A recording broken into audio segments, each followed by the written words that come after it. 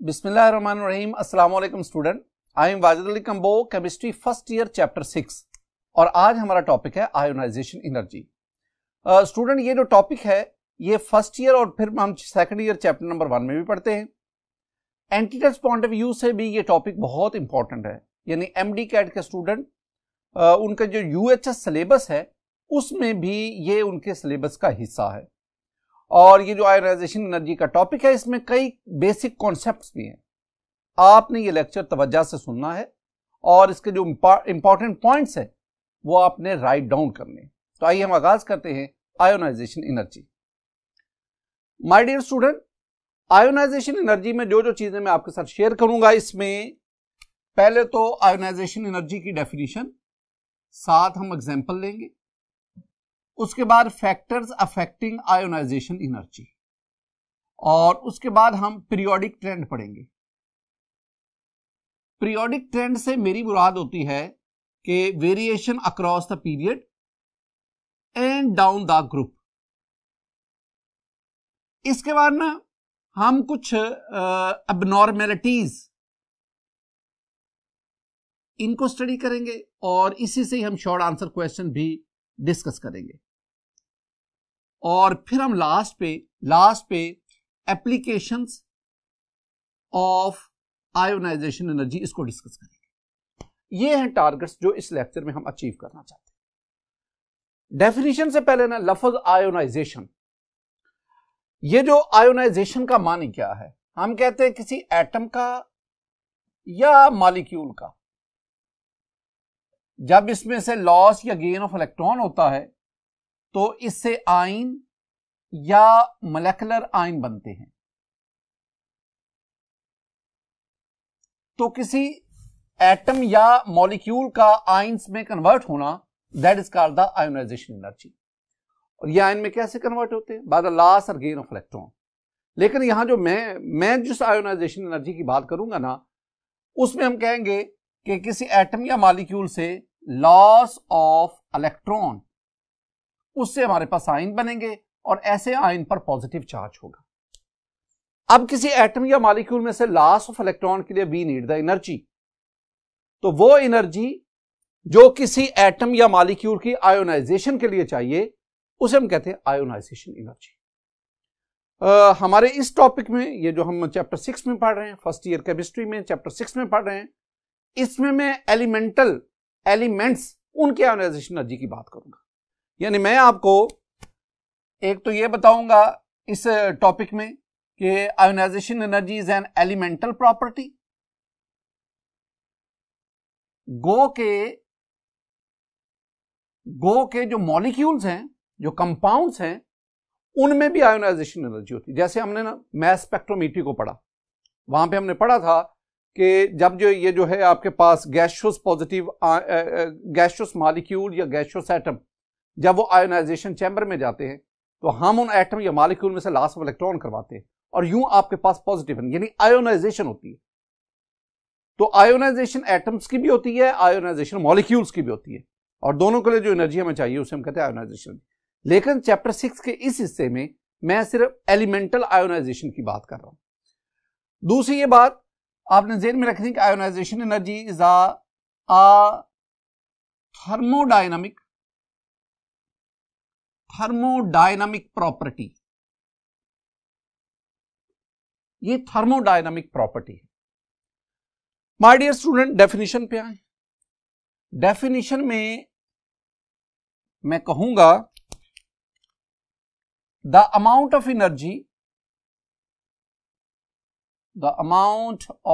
Energy which is required to remove valence electron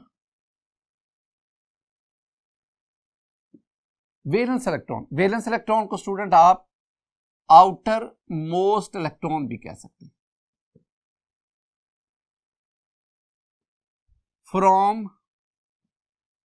from an isolated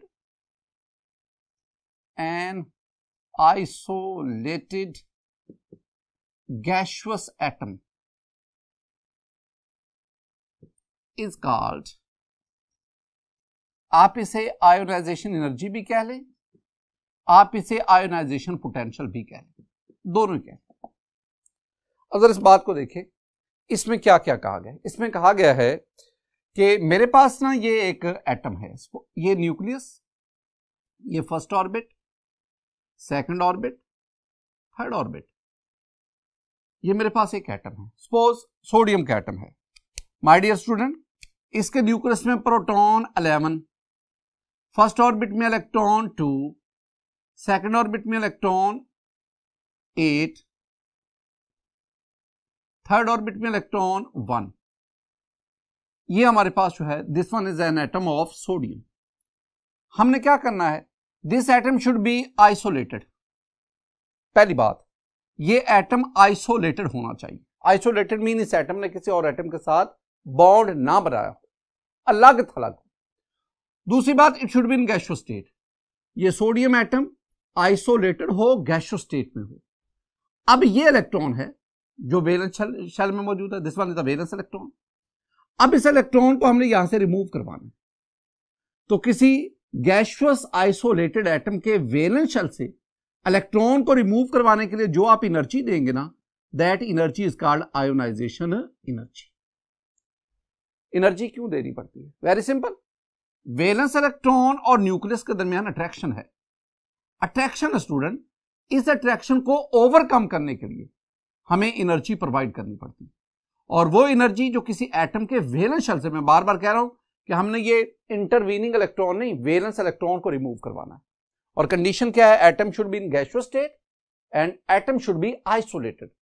तो जो आप energy provide करेंगे, that is called ionisation energy, और it is called the ionisation potential.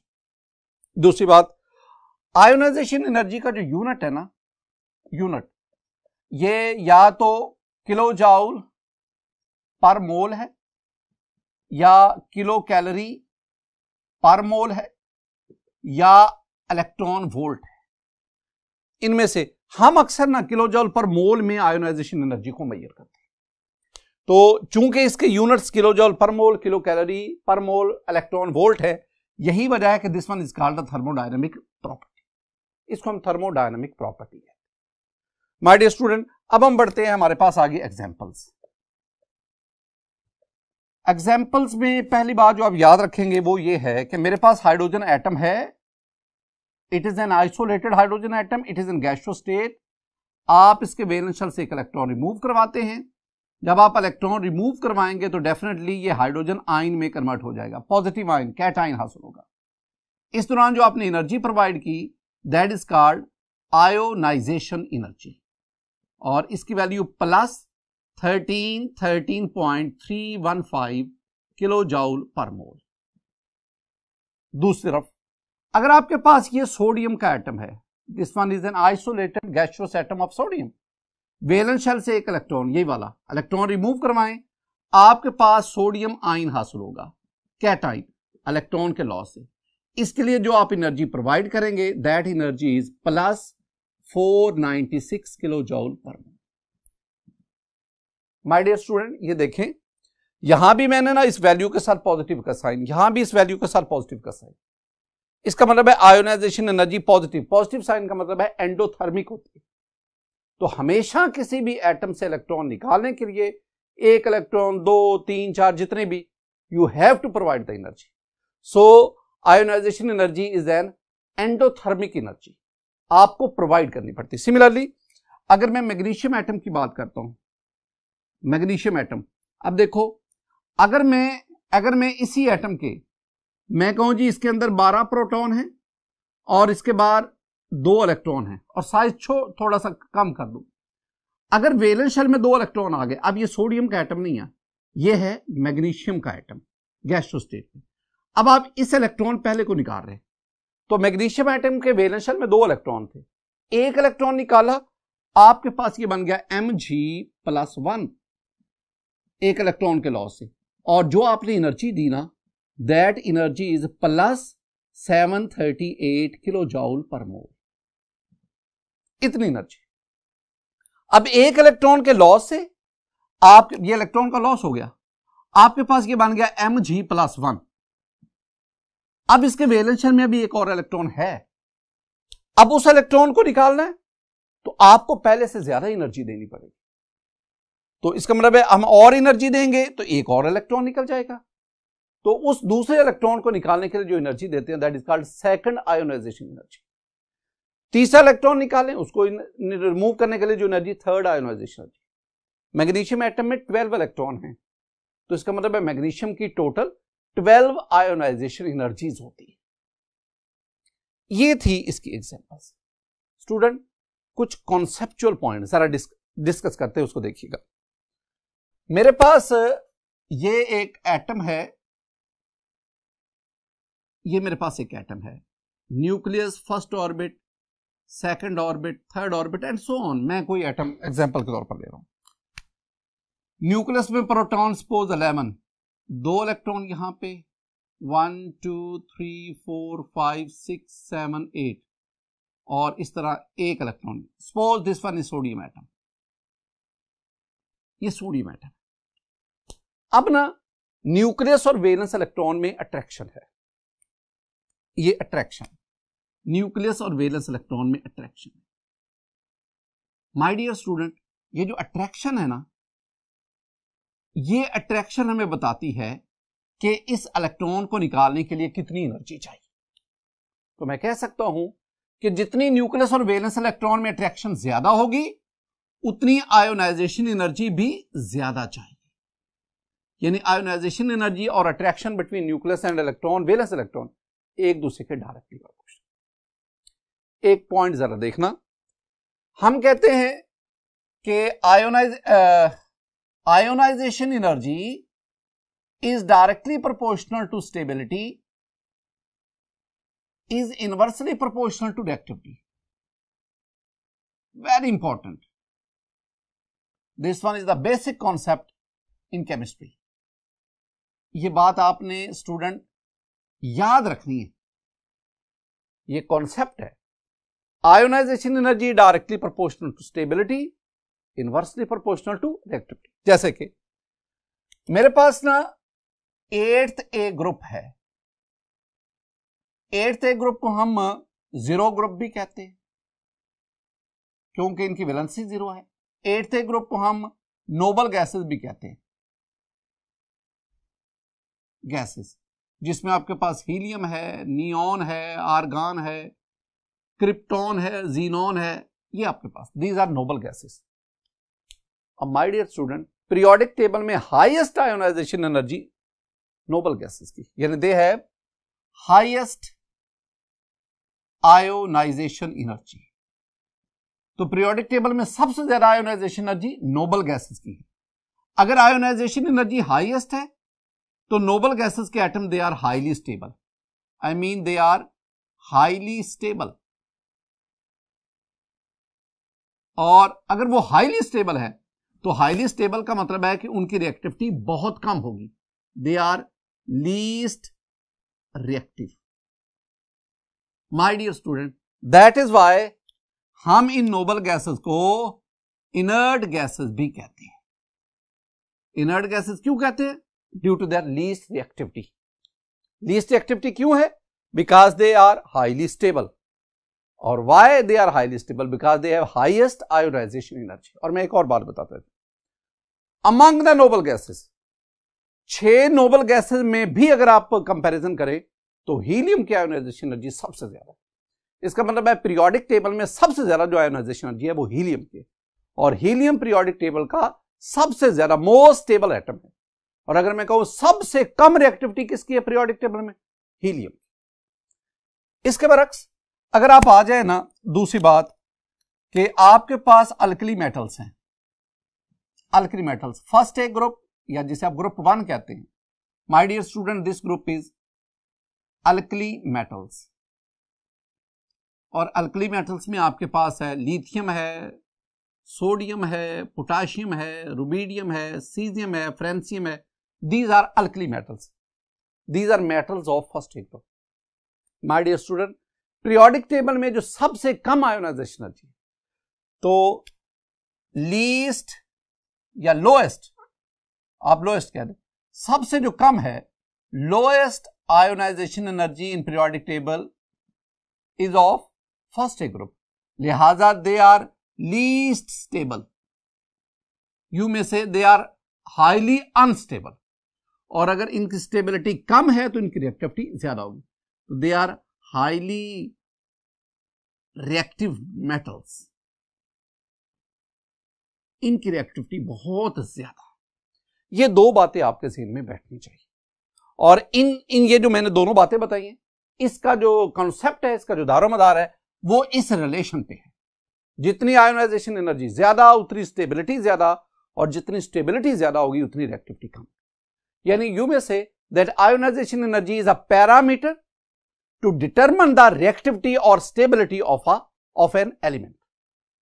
Next हम बढ़ते हैं, हमारे पास नेक्स्ट है factors affecting ionization energy. Factors affecting ionization energy. My dear student, वो कौन से फैक्टर हैं जो आयोनाइजेशन एनर्जी को अफेक्ट करते हैं? उन फैक्टर्स में number one is the atomic radius, number 2 is the nuclear charge, number 3 is the shielding effect, number 4 is the nature of orbitals, और नंबर 5 जो है, पांचवा जो पॉइंट है वो है electronic configuration. Electronic configuration, one by one student हम इसको डिस्कस करते हैं। मैंने अभी आपको यह बताया कि न्यूक्लियस और वैलेंस इलेक्ट्रॉन में अट्रैक्शन है, और ये अट्रैक्शन डिसाइड करती है कि आयोनाइजेशन एनर्जी, इसका मैग्नीट्यूड क्या होगा। यानी मैं कह सकता हूं कि attraction between nucleus and valence electron is directly proportional to ionization energy. Student, जितनी न्यूक्लियस और वैलेंस इलेक्ट्रॉन में जितनी अट्रैक्शन ज्यादा होगी उतनी आयोनाइजेशन एनर्जी भी ज्यादा होगी।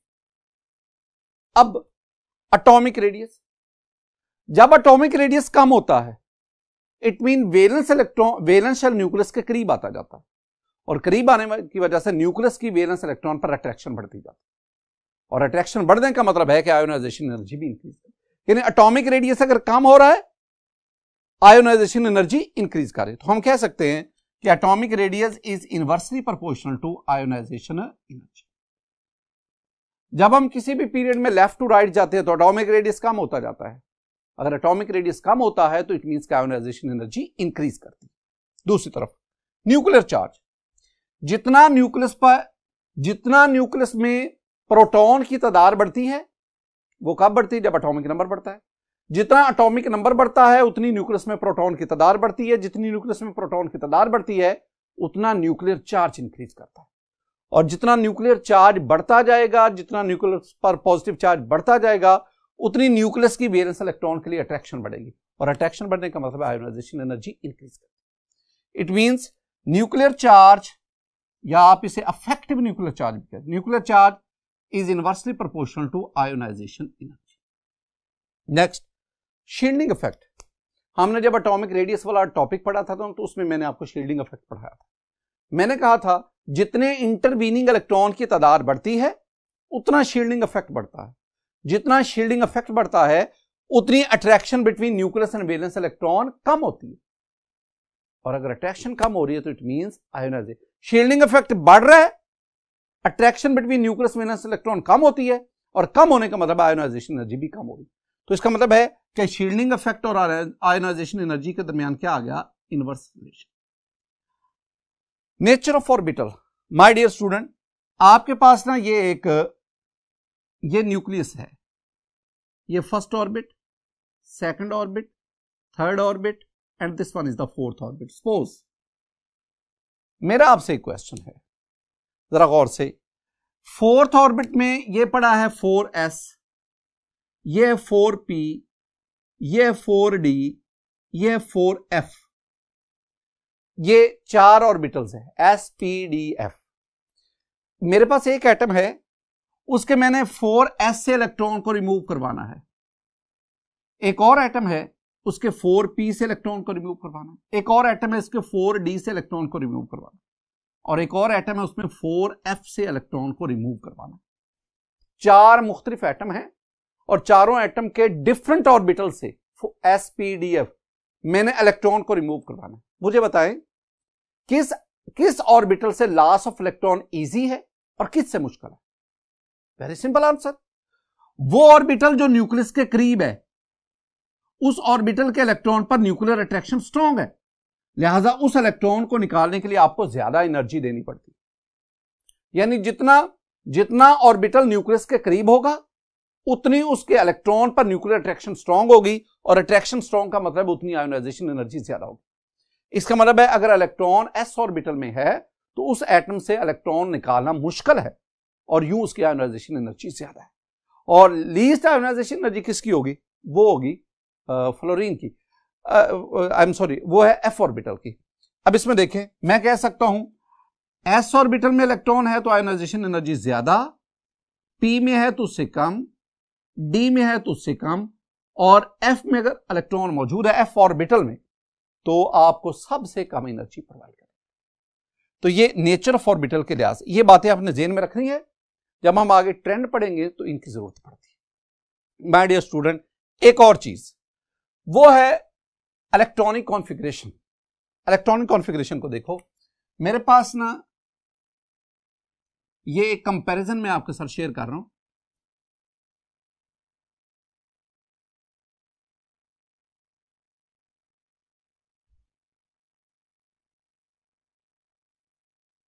स्टूडेंट इस कंपैरिजन में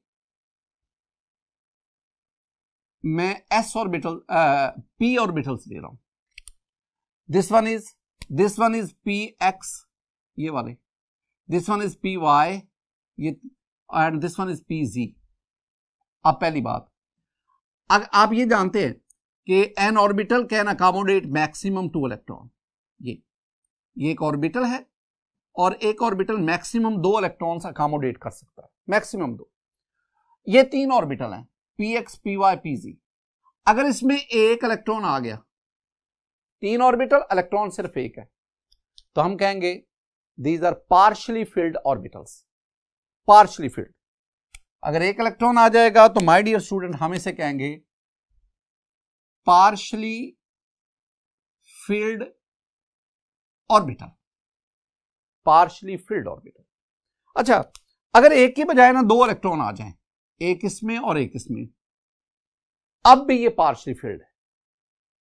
3 नहीं, अगर 3 इलेक्ट्रॉन आ जाएंगे ना, एक इसमें और एक इसमें, अगर 3 इलेक्ट्रॉन आ जाएंगे ना तो फिर तो ये हाफ फिल्ड हो जाएगा ना, ये फिर हाफ फिल्ड ऑर्बिटल हो जाएगा, हाफ फिल्ड ऑर्बिटल। लेकिन मैं क्या कह रहा हूं, मैं कह रहा हूं कि अगर इसमें एक इलेक्ट्रॉन हो या 2 हो या 4 हो या 5 हो, दोबारा, या 1 हो या 2 हो या 4 हो या 5 हो, 3 या 6 की मैं बात नहीं कर रहा। तो अगर 1 हो, 2 हो, 4 हो, 5 हो, तो हम इसे कहते हैं पार्शियली फिल्ड ऑर्बिटल। और my dear student, partially filled orbital are highly unstable, highly unstable. और अगर ये अनस्टेबल हैं तो they have low ionization energy, तो इनकी आयोनाइजेशन एनर्जी सबसे कम होती है। तो ऐसे एटम्स जो इस इलेक्ट्रॉनिक कॉन्फ़िगरेशन को फॉलो करते हैं उनकी आयोनाइजेशन एनर्जी बहुत कम होती है। इसके बरक्स अगर तीनों ऑर्बिटल में एक एक इलेक्ट्रॉन आ जाए तो they are half filled, and half filled orbital are stable orbital, stable, and they have high ionization energy. Stable है और इनकी आयोनाइजेशन एनर्जी ज्यादा होती है। तीसरी कैटेगरी क्या आ गई, अगर 2 इलेक्ट्रॉन इसमें आ जाएं, 2 इसमें आ जाएं, 2 इसमें आ जाएं, now these are called completely filled orbitals, completely filled, and they have highest stability and they have highest ionisation energy. Stability में सबसे ज्यादा आयोनाइजेशन। और अगर आप ये इलेक्ट्रॉनिक कॉन्फ़िगरेशन देखना चाहते हैं ना, ये इलेक्ट्रॉनिक कॉन्फ़िगरेशन होती है नोबल गैसेस की। जो नोबल गैसेज है उनके इलेक्ट्रॉनिक कॉन्फ़िगरेशन, उसमें जो p ऑर्बिटल्स है कंप्लीटली फिल्ड है, यही वजह है कि noble gases have highest ionization. ये जो आपके सामने मैंने लिखा है ना कि पार्शियल फील्ड, ये फिफ्थ ग्रुप जिसे हम नाइट्रोजन फैमिली कहते हैं। और ये वाली जो इलेक्ट्रॉनिक कॉन्फ़िगरेशन है ये आपके पास first A, second A, third A, इस तरह fourth A and so on उनकी है। तो इस बात को ज़हन में रखना है। ये इलेक्ट्रॉनिक कॉन्फ़िगरेशन ये भी हमें आयोनाइजेशन एनर्जी का हिंट देती है और इसकी बेस पे भी हम आयोनाइजेशन एनर्जी उसको डिटरमिन कर सकते हैं। नेक्स्ट हम बढ़ते हैं। We have periodic trend.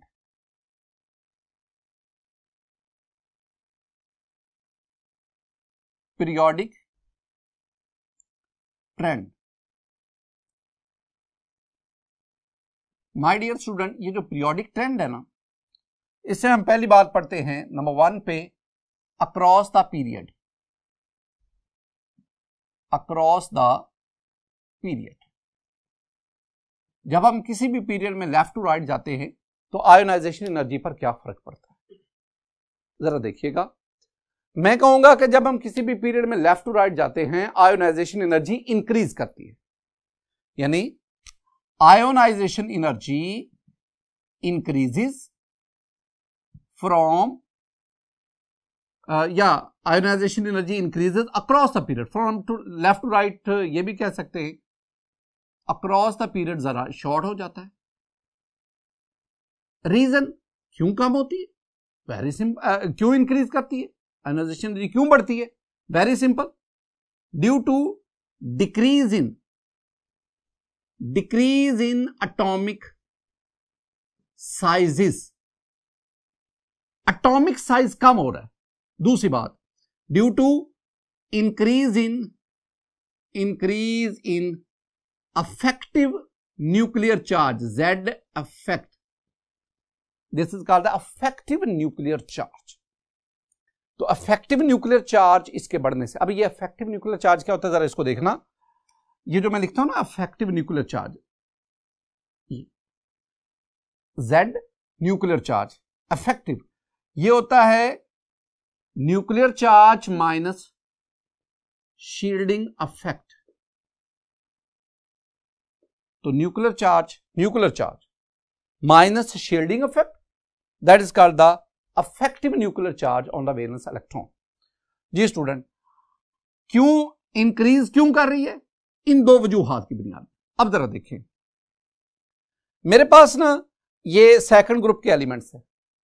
ये शुरू कहां से हुआ, लिथियम है, सोडियम है, सेकंड पीरियड के element, lithium, beryllium, boron, carbon, nitrogen, oxygen, fluorine, neon, ये 8 एलिमेंट्स हैं। लिथियम का एटॉमिक नंबर 3 और नियोन का एटॉमिक नंबर 10। अब ना इनके ऊपर ये ग्रुप भी हम लिखते थे। Lithium belongs to first A group, beryllium second A, boron third A, carbon fourth A, nitrogen fifth A, oxygen 6 A, halogen ये फ्लोरीन 7th ए और नियोन 8th ए। आपको यह भी पता होना चाहिए कि सेकंड पीरियड के एलिमेंट्स कौन कौन से हैं, इनका एटॉमिक नंबर का पता होना चाहिए। आपको यह भी पता होना चाहिए कि ये एलिमेंट किस ग्रुप से बिलोंग करते हैं।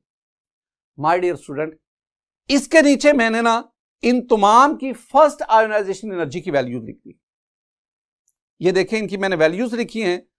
तो अब इसी वैल्यू को मैं इस ग्राफ की सूरत में आपके सामने लाता हूं। अगर आप इस ग्राफ को देखेंगे ना तो आयोनाइजेशन एनर्जी बज़ाहिर तो लग रहा है कि लिथियम से लेकर नियोन तक इंक्रीज कर रही है, लेकिन स्टूडेंट यहां पे दो प्रॉब्लम आ रहे हैं, दो अबनॉर्मल, दो इर्रेगुलर ट्रेंड हम देख रहे हैं दो जगहों पे। और वो क्या है, पहले आप देखें, बेरिलियम यानी सेकंड ग्रुप, बेरिलियम की आयोनाइजेशन एनर्जी ज्यादा है, बोरॉन की कम है। हालांकि अगर हम लेफ्ट की तरफ राइट की तरफ जा रहे तो बोरॉन की ज्यादा होनी चाहिए थी, लेकिन क्या है, सेकंड ए ग्रुप बेरिलियम, इसकी आयोनाइजेशन एनर्जी ज्यादा है, बोरॉन की कम है। आगे भी एक अबनॉर्मेलिटी है, और वो क्या है कि नाइट्रोजन की, पांचवां ग्रुप है नाइट्रोजन, फिफ्थ ग्रुप का मेंबर नाइट्रोजन, उसकी आयोनाइजेशन एनर्जी ज्यादा है और ऑक्सीजन की आयोनाइजेशन एनर्जी कम है। हम क्या कहेंगे, हम कहेंगे जी लेफ्ट टू राइट जाते हुए आयोनाइजेशन एनर्जी इंक्रीज करती है। लेकिन दो अब नॉर्मल कैरेक्टर यहां नजर आ रहे हैं, दो अब नॉर्मल ट्रेंड नजर आ रहे हैं। पहला क्या? पहला मेरे पास है कि सेकंड ए ग्रुप और ये थर्ड ए ग्रुप। सेकंड ए में आपके पास बेरिलियम था, थर्ड ए में बोरॉन है। बेरिलियम की आयोनाइजेशन एनर्जी ज्यादा है, बोरॉन की कम है, उलट है ट्रेंड की। सिमिलरली मेरे पास ये आ गया फिफ्थ ए ग्रुप, यहां पे नाइट्रोजन है। Six A group, this one is the oxygen family. अब होना क्या चाहिए था? नाइट्रोजन की कम, ऑक्सीजन की ज्यादा, लेकिन है क्या? इसके उलट। इसको आप कैसे एक्सप्लेन करें? ये दोनों जो है ना बातें, ये शॉर्ट आंसर क्वेश्चन के तौर पर पूछिए। जरा देखिएगा, मैंने ना इन दोनों के आंसर आपको पीछे समझा दिए हैं। अगर आप गौर करेंगे आप इजीली इसको आंसर कर सकते हैं। मैं पहले इन दोनों की बात करता हूं।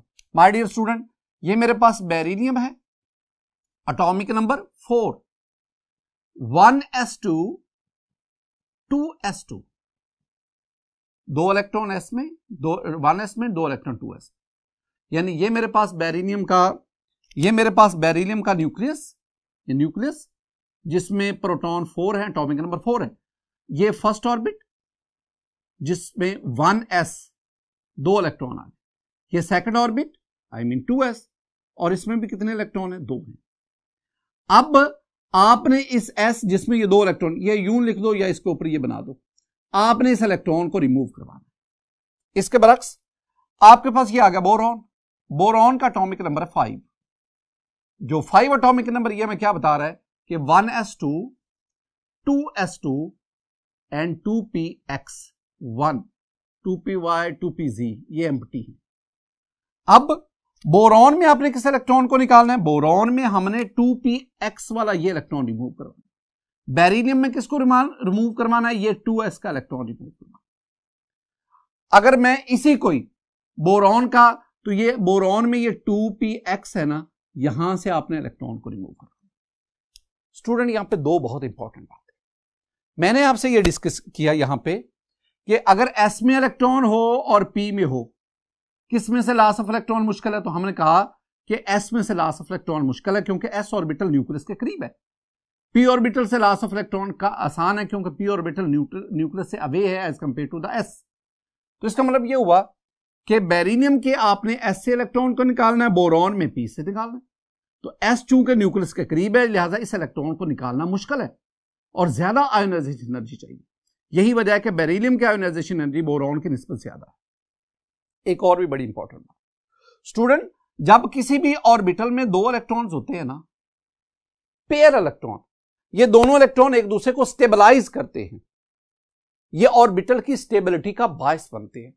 अगर किसी भी ऑर्बिटल में एक इलेक्ट्रॉन होगा तो ये एक इलेक्ट्रॉन इन दो की निस्बत अनस्टेबल होता है, आसानी से रिमूव हो जाता है। तो आपने बोरॉन से अनपेयर्ड इलेक्ट्रॉन निकालना है और बेरिलियम से पेयर्ड स्टेबलाइज्ड इलेक्ट्रॉन निकालना। इन दो वजूहात की बिना पर हम कह सकते हैं ionization energy of second A group is greater than that of third A group. दूसरी बात, नाइट्रोजन ऑक्सीजन पे चले जाओ। नाइट्रोजन के electronic configuration, nitrogen atomic number 7, 1s2 2s2 2px 2py 2pz, 7 electron, 2 4 5 6 7, ये 7 इलेक्ट्रॉन। अब अगर आप इसकी इलेक्ट्रॉनिक कॉन्फ़िगरेशन देखेंगे ना नाइट्रोजन की, तो हर px py pz इनमें एक एक इलेक्ट्रॉन है। और मैंने कहा था कि जब एक एक इलेक्ट्रॉन तीनों ऑर्बिटल में आ जाएगा, they are called half filled orbital, they are stable and they have high ionization energy. इसके बरक्स अगर आप ऑक्सीजन को देखें, atomic number 8, 1s2 2s2 2px 2py and 2pz। Student 8 electron accommodate करवाओ, 2 4 5 6 7 8। अब अगर आप इन p ऑर्बिटल्स को देखें तो इन p ऑर्बिटल्स में ये जो इलेक्ट्रॉन्स है, मैंने कहा था अगर इस किस्म की सूरत हाल हो तो आप उसे कहेंगे पार्शियल फील्ड। और पार्शियल फील्ड ऑर्बिटल रखने वाले जो एटम्स हैं, they have low ionization energy. तो इन दोनों की जो नाइट्रोजन की आयोनाइजेशन एनर्जी ऑक्सीजन से क्यों ज्यादा है, वो मैंने इलेक्ट्रॉनिक कॉन्फ़िगरेशन और स्टेबिलिटी ऑफ ऑर्बिटल के लिहाज से डिस्कस किया। ये था अक्रॉस द पीरियड। नंबर 2, दूसरी बात वो है down the group. Students, group में जब ऊपर से नीचे आप आते हैं, एटॉमिक रेडियस इंक्रीज करता है, शील्डिंग इफेक्ट बढ़ता है। ये देखिए, अगर एटॉमिक रेडियस बढ़ेगा आयोनाइजेशन एनर्जी कम होगी, शील्डिंग इफेक्ट बढ़ेगा आयोनाइजेशन एनर्जी कम होगी। तो इसका मतलब है down the group atomic radius बढ़ता है, शील्डिंग इफेक्ट बढ़ता है, और इन दोनों चीजों के इंक्रीज करने से आयोनाइजेशन एनर्जी कम होती है। जैसे कि आप ये अल्कली मेटल्स में देख लें, lithium, sodium, potassium, rubidium, caesium, francium, जब आप ऊपर से नीचे आ रहे हैं, इनके साथ इनके आयोनाइजेशन एनर्जी वैल्यू लिखी हुई है, तो ऊपर से नीचे आते हुए ग्रुप में लॉस ऑफ इलेक्ट्रॉन आसान होता जाता है, जिसकी वजह से आयोनाइजेशन एनर्जी कम होती है। बिल्कुल इसी तरह आप ये हैलोजेंस को देख लें, फ्लोरीन, क्लोरीन, ब्रोमीन, आयोडीन, आप इन सब की आयोनाइजेशन एनर्जी देख लें, तो हम क्या कहेंगे? हम कहेंगे जब आप ऊपर से नीचे आते हैं तो आयोनाइजेशन एनर्जी डिक्रीज करती जाती है। और रीजन, लॉजिक क्या देंगे? 2 points, due to increase in atomic radius, due to increase in shielding effect. My dear student, आगे हम बढ़ते हैं और हमारे पास लास्ट जो है that is the application of ionization energy.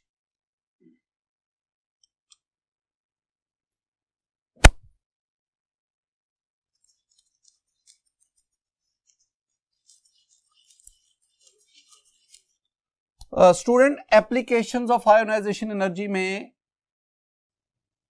मैं 3 बातें आपके साथ डिस्कस करूंगा।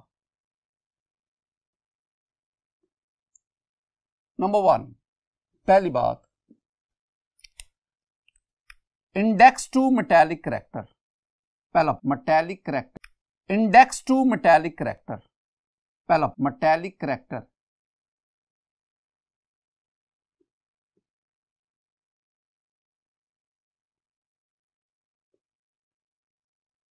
अच्छा, with the help of ionization energy you can classify elements into metals, non-metals and metalloid। जैसे कि ऐसे element which have low ionization energy in periodic table, those elements which have low ionization energy they are metals। तो ध्यान में रखना है, metals have low ionization energy, they easily remove electron, they easily lose electron and form the cation।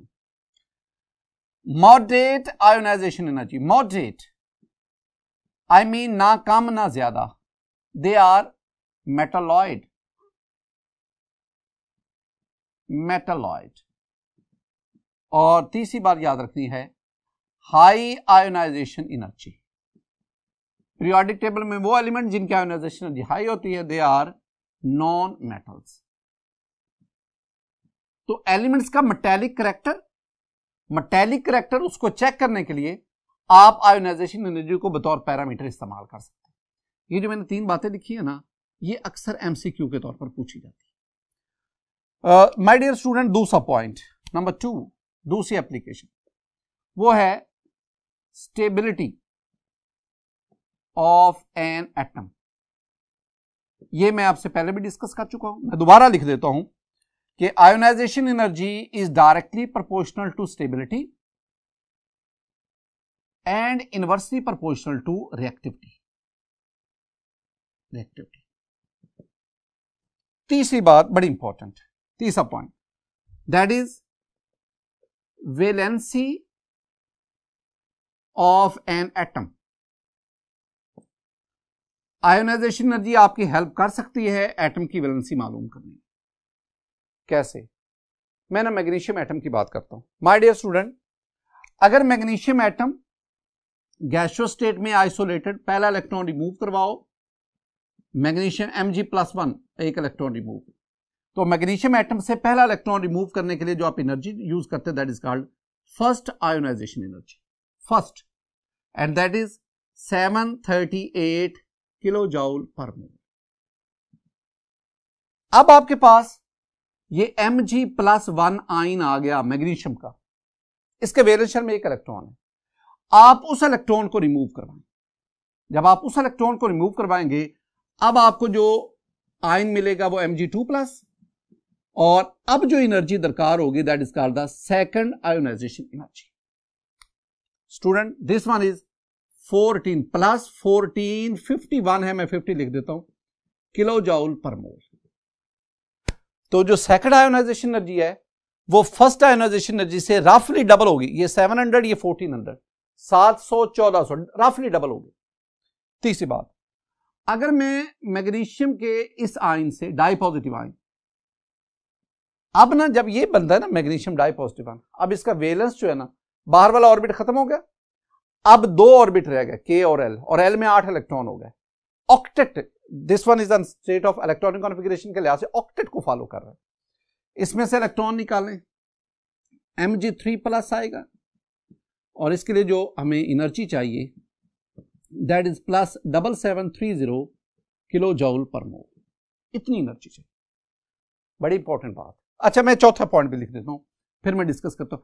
Mg3+, इससे एक और electron निकालो, Mg4+, और ये चौथा इलेक्ट्रॉन निकालने के लिए जो आपको एनर्जी चाहिए दैट इज कॉल्ड, ये third ionization energy, now this one is the fourth ionization energy, and this is 10450 kilo joule per mole, इतनी एनर्जी।